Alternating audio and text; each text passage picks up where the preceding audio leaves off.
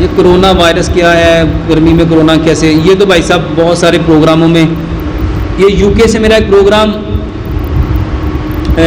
اس میں Messi T V میں میرا ایک پروگرام ریکارڈ ہوا تھا، اس میں میں نے کرونا کے بارے میں A to Z پوری ڈیٹیل بتائی ہے. اس کی تو اتنی زیادہ ہاں یوٹیوب پہ میرے بھائیوں یہ پروگرام ہے 1 گھنٹہ اور کچھ منٹ کا. اس میں میں نے پوری تفصیل کے بعد بتایا ہے کرونا وائرس کیا ہے، اس کا سائز کیا ہے، وہ گرمی میں کیسے پھیلتا ہے، اور یہ کرتا کیا ہے، یہ ہوتا کیا ہے، اس سے بیماری کیسے پھیلتی ہے، یہ سارا اس میں ہے.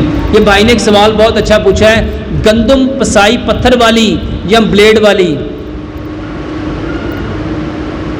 کس کا فائدہ ہے؟ میرے بھائیوں بات یاد رکھو، جو آٹا پتھر کی چکی پہ پستا ہے میرے بھائیوں اس کے سارے قدرتی اجزاء اس کے اندر محفوظ رہتے ہیں، اور جو آٹا لوہے کی چکی پہ پستا ہے میرے بھائیوں جا کے دیکھنا، لوہے کی چکی جب چلتی ہے وہ اتنی تیز گھومتی ہے، اس کا RPM اتنا تیز ہوتا ہے، اتنا تیز ہوتا ہے کہ جہاں سے آٹا نکل رہا ہوتا ہے، ذرا ہاتھ تو رکھو، آٹے کے نیچے ہاتھ رکھ سکو گے میرے بھائیوں؟ وہ آگ کی طرح. اب سوچو جو آپ کے ہاتھ کو جلا دے وہ آٹے کے اندر کے جو غذائی اجزاء ہوں گے ان کو چھوڑے گا؟ ان کو چھوڑے گا؟ اور آج ہر شخص بڑے فخر سے کہتا ہے پوائنٹ ساڈی تے گھر دی کنگ ہے، ہماری تو گھر کی گندم ہے، لیکن اس سے پوچھو پساتے کہاں سے ہو؟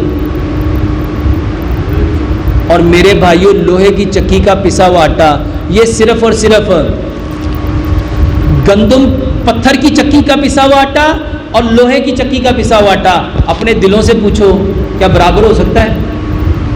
میرے بھائیوں پتھر کی چکی کے پسے ہوئے آٹے کے اندر سوجی بھی ویسے ہی ہوگی، میدا بھی ویسے ہی ہوگا، چوکر بھی،